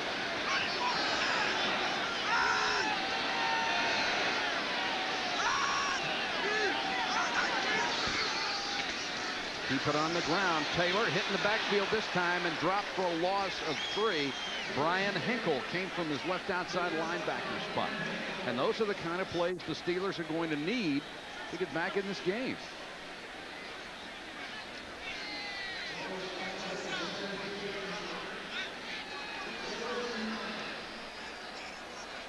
Keith Willis, from his left defensive end position, gets the penetration that allows Brian Hinkle to come in and make the stop.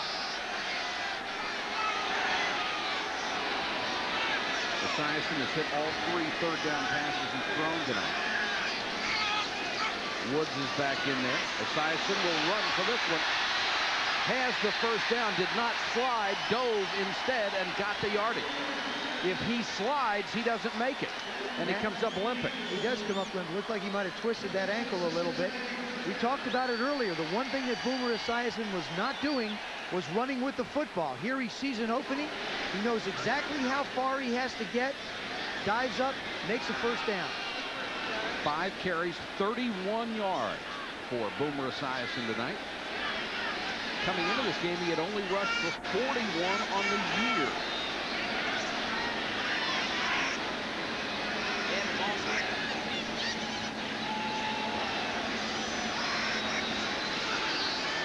Brooks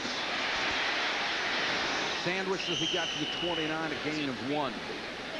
The other thing, a drive like this, and the drive that Cincinnati has had tonight, they eat up the clock. And right now, the clock is their best ally. Well, it really is. You know, the thing is, even though they're at the line of scrimmage, Boomer still looks up at that play clock. It's at the 30-second, actually the 30-second clock now is 27. He sees how long it's running down. He can stand there and hold them for another 20 seconds. Using the clock as an ally, making the Steeler team stand around. Now they have to get down in the three-point stance, the Steeler players, and Boomer has his linemen in the two-point stance. So the longer those guys are down, the harder it becomes to fire out. Comes the blitz. Esiason has plenty of time. They get to him late, and he floats it incomplete. Griffin and Brooks had some contact, but after the ball had already hit the ground. Pressure was coming from Keith Willis. First time they've really gotten close to Boomer all night. And still had about 4 seconds to throw. This huddle amazing. I mean, coaches always used to insist, get at least 7 yards back from the ball. We don't want the other team to hear it. Here Cincinnati stands there. They tell you exactly what they're going to do, and you still have trouble with it. 3rd and 9. Of course, it's their own language, which makes it a little easier.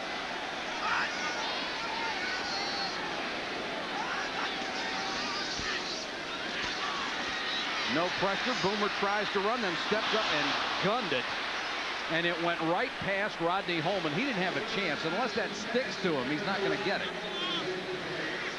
As a quarterback, you either got to do one or the other. You can't get caught in the middle. I mean, he almost crossed the line of scrimmage as well and wound up with a penalty.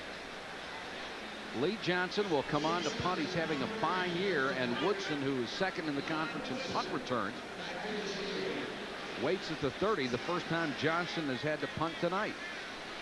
And Johnson is a left-footed kicker, so the ball is going to come down a little bit different angle than a lot of other kickers in the league. Woodson takes the run, misses it. Tried to catch it on the fly, and now they'll have to unpile. The 34-yard kick, and he did the right thing to come up to try to make the catch, but you have to catch it. I talk about it. The ball comes off the foot of a left-footed kicker, different than the largest percentage of punters in the National Football League. Woodson got it back. And you see how the ball is working away from him? See how it's just running away from him? You never quite can catch up with because of the rotation. Somehow Woodson got it back amidst a pile of Cincinnati Bengals. 4:06 to go third quarter. 17-0 Cincinnati. Cincinnati continues to dominate the Pittsburgh Steelers. They lead at 17-0. Pittsburgh gets a break as Woodson recovers his own fumble. They'll start from the 42. And they have to get something going on offense.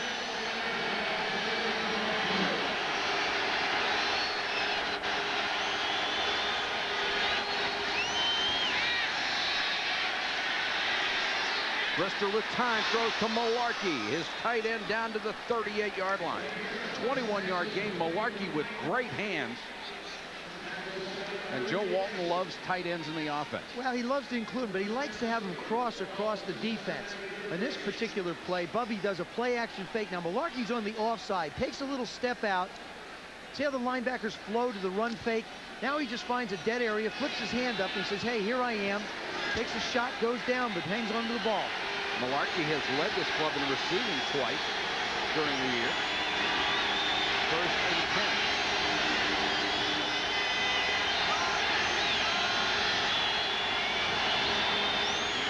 10. Worley lunges forward inside the 35.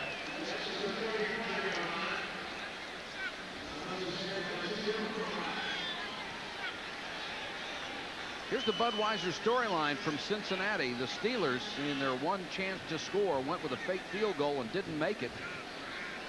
Brister, 2 out of 4, 13 yards in the second half, and the time of possession being dominated by the Cincinnati Bengals. Cincinnati's offense inside the 10-yard line has done the job tonight.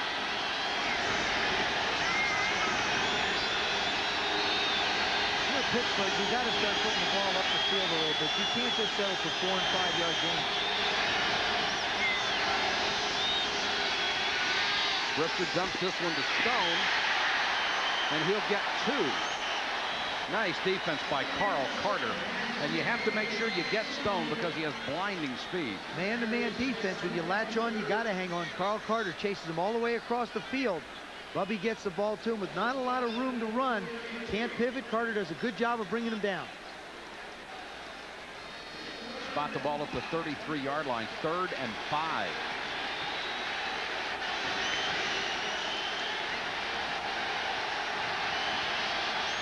Lips and Hill both come to the near side.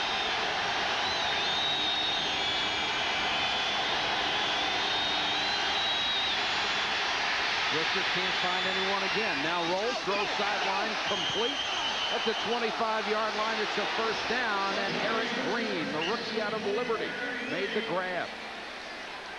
Great hands. Eric Green gives an awful lot of credit to Sam Rutigliano, who's coaching down at Liberty now. Said he really prepared him to become a pro. Lewis Billups covered. Talk about respect. You put your best corner on the big guy at 275. Look at, see how he uses his hands? He never lets the ball get to his body. That is a disciplined receiver. About as big as the statue. Yes, of Liberty, he is. too. 6'5", 274. 6 touchdowns this year. 5 came in 2 games after he signed with the club after a protracted holdout. Clock running with 1:12 to go third quarter. Pittsburgh has been shut out. And the Cincinnati defense can be very proud of its work tonight. Last year, going out of bounds, the clock would have been stopped. Now it keeps going until you get to the end of the game. Comes the blitz. Brister going for Stone, an outstanding defense. Billups got inside position, and he wanted the flag thrown on Stone for offensive pass interference. Lewis Billups in great coverage on Dwight Stone. They try and run him on an out and up. Now he has inside. Both people have an opportunity to go for the ball, except is you can't maul him on the way there. Phillips has a point, doesn't he? He really does, and this is not reviewable. So, I mean, what you see is what you get. You got a mauling, a mugging, and you got to live with it. Right out in front of everybody, and they didn't call it. Stone just draped himself on Lewis Phillips. 2nd and 10. Here comes the reverse. Lips. Nothing. Loose ball. Picked up by Bussey. Bussey is going to go all the way. Touchdown.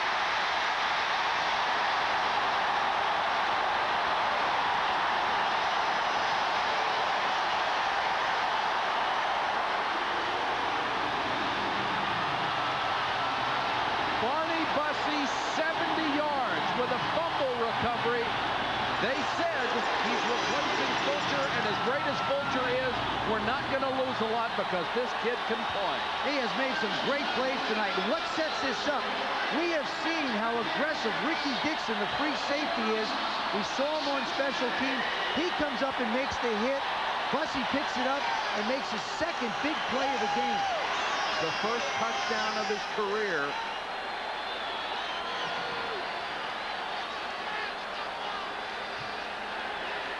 Reach for the point after, and it's 24-0.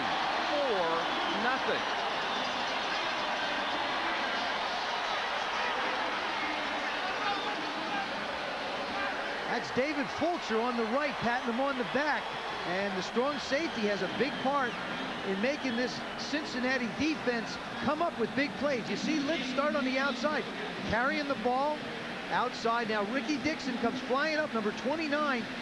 Makes the initial hit. Francis punches the ball out. Just comes in with the old uppercut. Barney Bussey gets the right kind of bounce. And it's hello, goodbye, I'll catch you later. Room service hop, 70 yards. And it's a loud jungle tonight in Cincinnati. Bussey out of South Carolina State in his 5th year. Getting a chance to start. The support of Ricky Dixon coming up, keeping Lips up long enough for Francis to knock it loose. Now there's your room service bounce, Mike. Picked it off like a steak on a plate. And Chuck Noll knows he's in a lot of trouble, down 24-0 with 32 seconds to go in the 3rd quarter.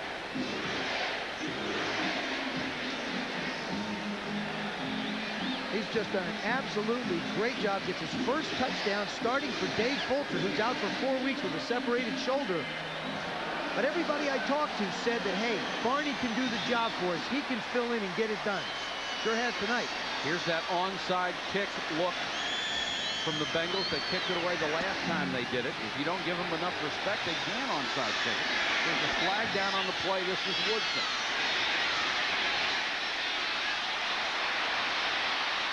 Boy, he can fly across the 40. Now we'll check the penalty flag. It's back in the area where Cincinnati would be offside on the kickoff. And some pushing and shoving after the play.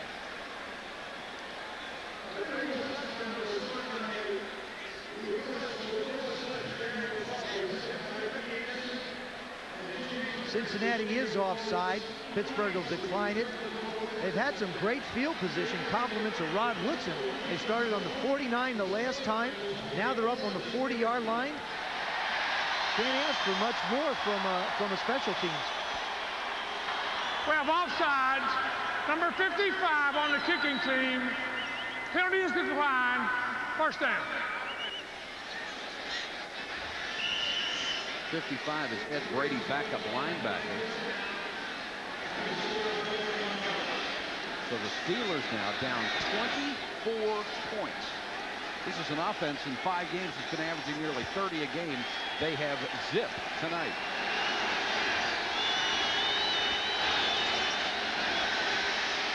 Brister, the quick out to Lip. Stays in bounds, very close to a first down in Cincinnati territory. And also very important to get the ball to the guy that just committed the turnover. Don't let him stand around on the field for a couple plays and dwell on what happened. Get him the football, get him right back in the game right now. It's a little point, but you don't want to lose a weapon like Louis Lip to a mental game. Clock running. They will not get off a play before the end of the 3rd period, and that will end the quarter here in Cincinnati with the Bengals rolling 24-0 over the Steelers. Said this is the way the Bengals are supposed to play, and she's right. Well, they really have. They're playing well on defense. The offense is controlling the tempo of the game, and special teams continues to contribute in their own way. They're doing a great job of holding Rod Woodson. Even though he's getting some big returns, he hasn't had a chance to really break one and hurt the Bengals. 15 minutes of football left. Pittsburgh at the Cincinnati 48. And they may be reduced to throwing it nearly every time now. Brister again to Lip. Stayed in bounds, picked up a couple of more. Eric Green, the big tight end, the rookie from Liberty, has a sprained shoulder, and we're told he will not return. That takes a big weapon away from him. What you got to do now is, remember, they play again in 2 weeks in Pittsburgh. I'm sure that's what's on the mind of the coaches now. Don't want to show them too much. Yeah, you want to get back in the game, but realistically, what are the chances on offense of scoring 4 scores in this period of time? Probably not going to make it. Don't show them too much. Try not to get your people hurt, and get back some kind of a rhythm so that at least you can gain something positive out of this quarter. There's a flag on the play. They'll move it back into Pittsburgh territory. And no explanation, which is interesting. 5-yard penalty. Yes. Somebody on the offense made a 5-yard mistake. But we had to figure that one out ourselves. Steelers almost up to their season average. They've been the most highly penalized team in the league. Hodge will take it on the ground, and Merrill Hodge dives to the 45. It'll be about 7 yards shy of a first down, bring up 2nd and 7. Tim Crumry over, assisting on the tackle. He loves these kind of football games. When I sat down with him on Friday afternoon, I said, tell me about Pittsburgh. He said, oh, Pittsburgh, God, geez, I love it. I hate these run and shoot things. Got to chase all those little guys around. Half the time I can't play in the game. Oh, I love this kind of a game. I get to get smashed around. I get to smash people. There's a guy who's got a 15-inch rod in his foot.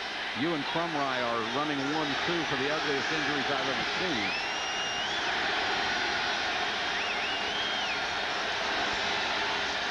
Brister on 2nd and 7, throws behind Bell. Ricky Dixon on coverage.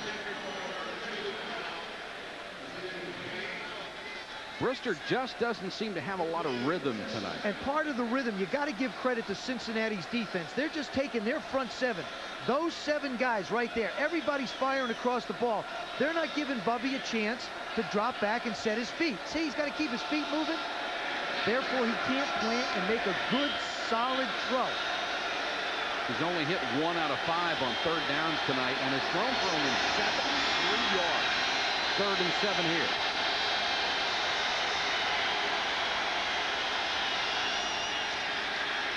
Green back in the game, makes the catch at the 40, straight on to one man, dives over another, down to the 31, first down. Well, we just told you, Green had a sprained shoulder, would not be back. That lasted about 2 plays. Probably heard that. Start him down in motion. He comes down in motion, goes back. Figure the defensive back's going to release him. Bubby goes the other way, dumps it off to him. Catches it at 4 yards, picks up 6 more. Boy, that's a load. Just went right over Carl Carter. You are tackling a man when you are trying to tackle him. Tackling 2 men. 13:20 to go in the ball game. Up front for Pittsburgh, Carlton Hasselrig is in there to right guard for Terry Long. Brisker being chased.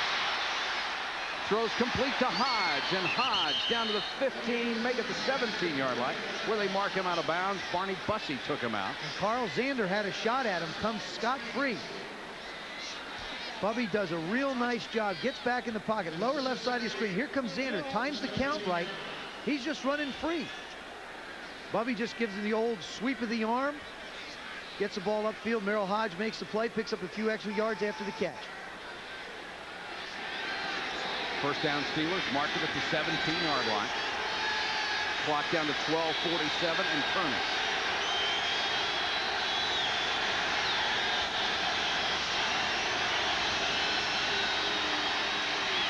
Brisker with time, throws to Bell. Bell knocked down inside the 10, or be a couple of yards shy of a first down. You know what happens sometimes, Mike, is a football team sees what another ball club has done to them. For example, the Steelers saw how everybody lately has been running on the Bengals. So you set up your game plan and say, well, geez, if they pounded them, we can pound them. It sort of dictates a little bit what you want to try and do. And now we see the Steelers opening up a little bit more, which they've done more lately in throw. I think a little misleading information that the Bengals couldn't stop them. Brisker hit 7 of his last 9, maybe too late. Here's Hodge.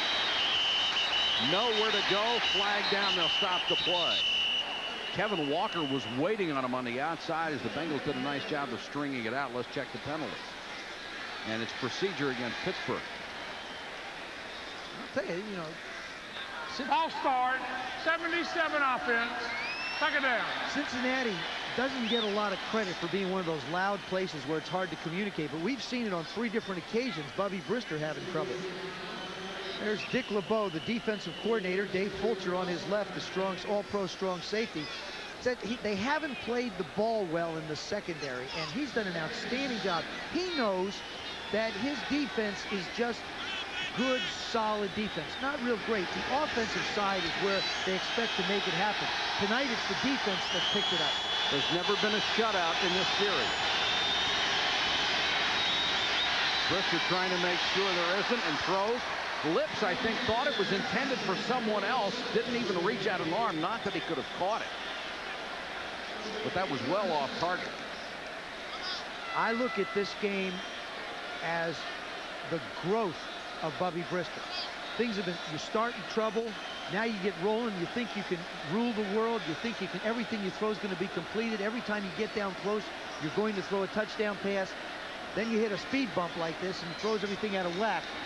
They want to see how he's going to play now the next week against the Jets. Let's see, okay, how are you going to come back next week? Not that this one's over totally yet. 3rd and 7, that's what Brister has done on 3rd down so far. Play action. Brister throws for the end zone and throws it away. Lips was locked up. Man-to-man down there with Mitchell Price. And it's 4th and 7. Well, no matter what they do here, I think what you have to consider when the Steelers get the ball back is going to the hurry-up offense. They need 4 scores in this game. And the thing is one of them has to be a field goal if they're going to tie it all. So you take the chance now. You've gotten down close. I'll go out on a limb. I don't think you'll see the fake again. No. I think you'll see, you know, you got, there's the the numbers speak for themselves as far as the career of Gary Anderson. I mean, this guy's automatic anyhow. 31-yard attempt. And the Steelers, with 11:13 to go in the game, finally get on the scoreboard. They're still down 24-3. ESPN Sunday Night NFL is brought to you by Levi's 505, 506, and 540 jeans. And by the Die Hard battery, now with more power when you need it most. We're in Cincinnati, Ohio, where the Bengals have rung up a 24-3 lead. Talk about fur balls. 11:13 to go in the game. They're up by 3 touchdowns. Here's the kickoff. Price. Bell. And Eric Ball is out to the 30-yard line. Tomorrow's headlines brought to you by Levi's 505, 506, and 540 jeans. Mark Rippon with an outstanding return for the Redskins as he beat the Saints. The Bills, 8 straight. Thurman Thomas had 165. The Giants have gone to 10-0, giving up 14 points in the last 3.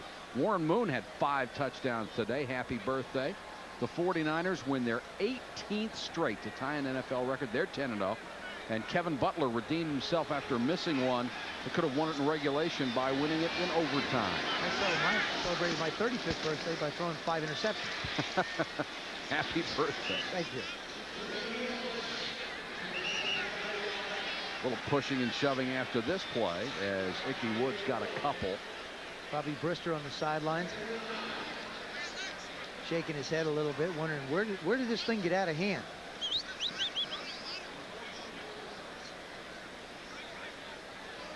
Now you look up at the clock, it's about 40 degrees, 35 degrees, you're cold, you haven't been on the field much, and everything's a little stiffer, and you start thinking, gee, maybe we can get something happen. You want the Steelers to say, hey, come on, or the defense, come on, make a play for us. Not the ball, get something going. Now they do need a turnover. It's about the only way they have a chance to get back in here. Woods, gaping hole, shoves his way forward across the 40-yard line. Should be a first down. Greg Lloyd was in on the stop. Cincinnati has run the ball to the left side over Anthony Munoz quite a bit. There he is. Reach block, gets outside. Greg Lloyd just pushes him up the field. Nobody minds watching a linebacker make a tackle 9-10 yards downfield. I mean, as an offensive tackle, you feel like, okay, I've done my job. 6'6", 284 is Anthony Munoz, just an unbelievable offensive lineman. It is a first down, and the clock continues to turn. Play action, Esiason. Floats it, and caught by Taylor. Taylor out-jumped Woodson for the ball. A gain of 20. And that was not the primary receiver. Esiason ran the play action. They wanted to go back on the other side of the field to Tim McGee. But look at this catch by Taylor. Just does get it over Woodson's arm. Hangs onto the ball. Here's the fake. Great play fake. See how he hides it? Boy, any young guys watching out there that want to play that position, there's a man to watch. Now he just hangs it up with a lot of touch. That was only the second catch of the year for Craig Taylor. Brooks just tripped up, nearly broke that one. David Johnson cut his legs out from under him. And I'd have to say the Bengals are back, wouldn't you? Oh, yeah, their offensive line's just doing an outstanding job. Joe Walters, the right tackle, 63. Ken Moyer, right guard. Just opening some big, big holes on the right, actually right side, left side. They've run on up and down the entire line.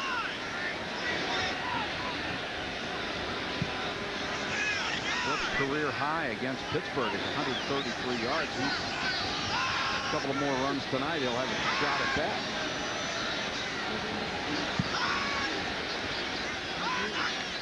Second and 2, Brooks again.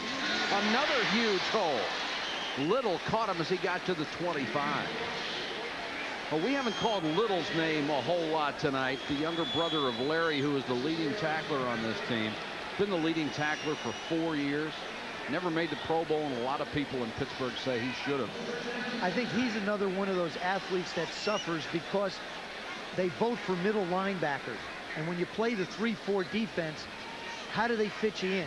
There are two guys that play the middle. There are a lot of guys out there that just play in the 4-3 defense as middle linebackers. They have a tendency to get the votes. Another first down. Cincinnati, the clock down to 7:14. Flags are down. They'll stop the play.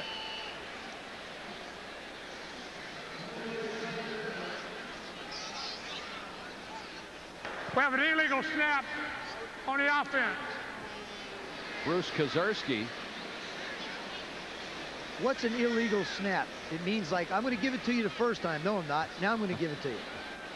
If they don't see it, I mean, maybe somebody jumps off, you get a 5-yard pin. Tell you who was great at doing that. D.D. Lewis, linebacker for the Dallas Cowboys, when he used to snap one punch, he used to squeeze the ball and do that. And he got away with it. Everybody would scream and yell, and they never called him for it. He was a master at it. Now on the carpet, the surface is too flat. Figure the ball can't move. First and 15.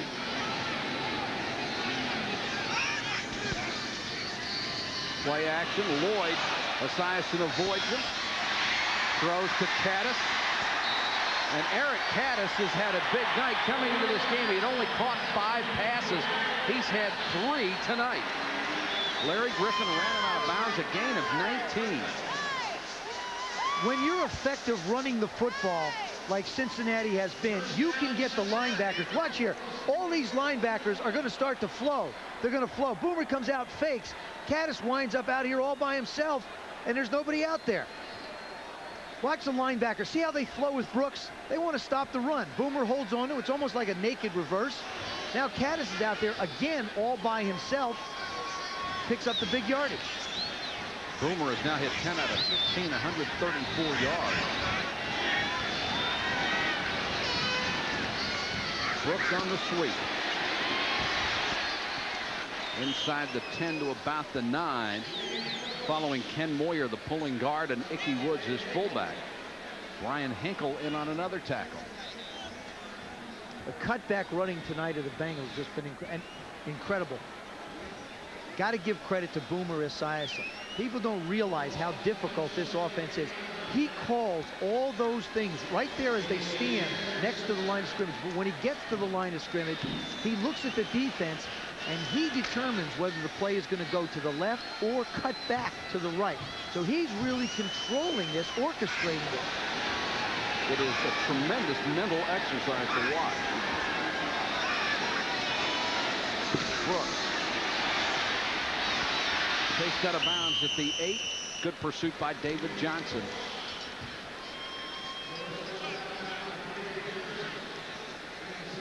.5:16 to go in the game. Cincinnati trying to salt this one away for sure. And the clock will run. It's outside of the 5-minute mark on incomplete passes and out of bounds. They will continue to turn it. That's one of the problems you have if you're behind. The clock really is not in your favor with the new rule changes.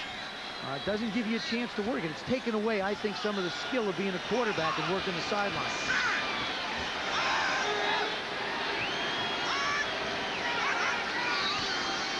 Brooks again. Down to the 6-yard line. Gerald Williams fought off a nice block by Bruce Reimers and made the tackle. A couple of players slow getting up, and Brooks is one of them. And Jim Breach will come in on 4th and 5. Breach was cut in 1989 and brought back out of desperation. And he has had a sensational year. 14 out of 16 coming into this game, including a career-high 13 straight. You saw his career numbers between 20 and 29 yards, 62 of 65. Gary Anderson-like numbers, or Morton Anderson, or Nick Lowry. We have a timeout with 3:53 to go from the jungle in Cincinnati. It's all Bengals. And it has been Sam Wyche's night tonight. 2 weeks from today, they will line it up again in Pittsburgh, and Wyche will be going for a sweep. He really, and he talked about it when we sat and visited with him. He said, we need a sweep. When you look at our schedule, we've got to beat these people twice because it doesn't get any easier as we go down the road. Breach will try a 24-yard field goal and connect.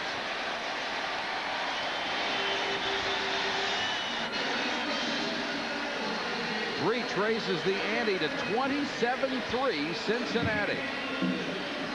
Started it off, made it 7-0 on a 5-yard run. Breach up the ante to 10-0 with a 21-yard field goal. Craig Taylor made it 17-0 in the third quarter. And then the one that really broke the back of any Pittsburgh comeback chance, Barney Bussey, a 70-yard fumble return.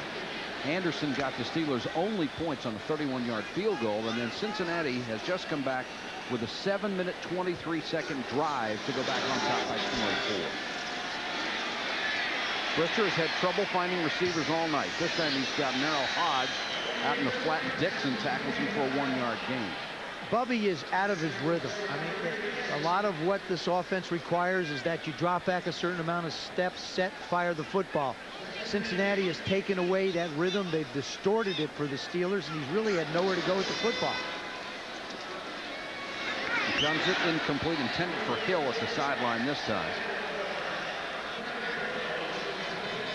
This is not the Bubby Brister that Steelers fans have seen the last 5 weeks. Look at that quarterback rating. That's almost off the chart, 129.1. And tonight has not been Bubby's night. No, it really is. I mean, you know, here's a guy who has thrown 13 touchdown passes and only 2 interceptions. But again, it's not just one individual. Everybody was clicking. The running game was going. It takes a lot of pressure off the quarterback. Those were his numbers tonight. 3rd and 8. Here comes another blitz. Dumps it and caught low and behind the intended receiver, Richard Bell, who pulled it in, but gained maybe only another 2 yards. Dick LeBeau and that defense have just done an outstanding job. It seemed like every time a Steeler was going to catch the football, there was at least 1 or 2 Bengals around.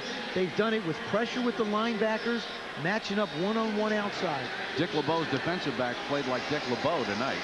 They did. Brzezinski will punt as we have 2:39 to go, and Mitchell Price waits inside his 20.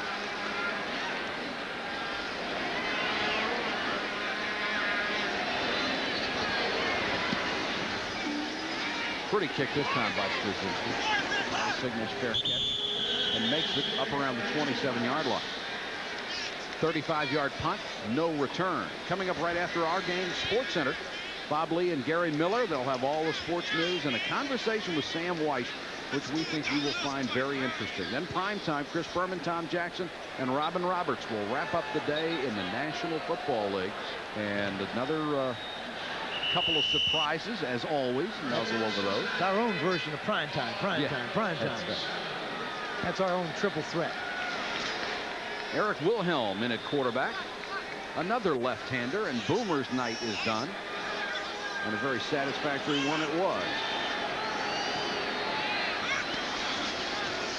Brooks cuts it back. Lloyd waiting for him. Steelers gang tackling.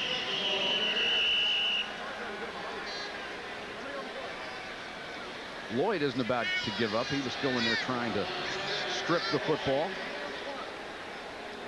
Esiason done for the night, 10 out of 16, 134 yards. Really, his impact was far larger than those statistics would indicate. We've reached the 2-minute warning in Cincinnati, where the Bengals are on top and in control. 3. Brooks with a chance to go over 100 yards on his next carry, and he's got it. James Brooks with his first 100-yard game of the season, at 5 a year ago, 2 of them against the Steelers.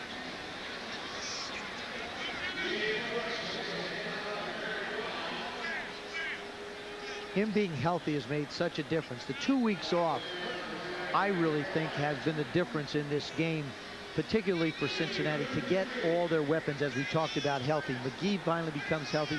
Had a terrible thigh bruise that just wouldn't go away. Brooks was banged up, sore knee, finally healed. Boomer, as we mentioned, Never said anything, but I'm sure that wrist was bothering him a little bit. Seemed to aggravate him just a little bit. Eddie Brown, a little bit of a knee problem.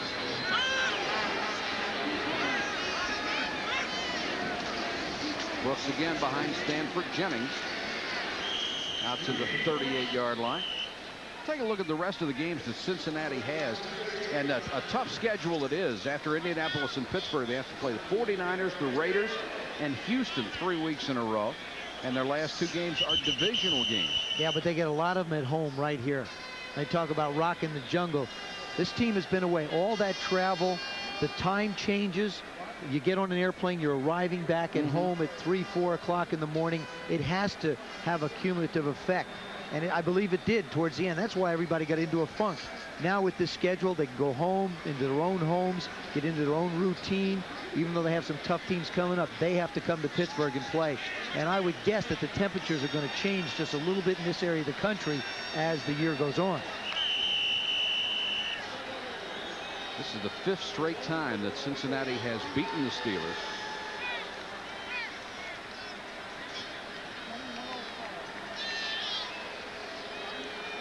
Pick out your favorite quarter, because Cincinnati has dominated all of them until now, when it didn't matter a whole lot. Clock running with 28 seconds left. Barney Bussey making that hit before the end of the half to keep the score at 10-0 as opposed to 10-7 was really the key to the game. Huge play. Stanford Jennings across the 40 to about the 43, and that will be the final play of the ball game. And the Cincinnati Bengals have increased their lead in the AFC Central. They have taken first place all by themselves. As Sam Weish will come across to the middle of the field, congratulate a couple of Steeler players as he wins it 27-3. Joe, Cincinnati all the way, just very impressive. Very impressive. They, like I said, Mike, I really believe that there's the 2 quarterbacks having a chance to visit. You know, Boomer saying to Bobby, listen, I know what you're going through. I've been through it for a long time. He's got to feel awful good about the way his football team has played. I don't think he's as sharp as he can be or probably will be, but at least he's been the complete quarterback. Did a great job controlling the running game, picked up the first downs.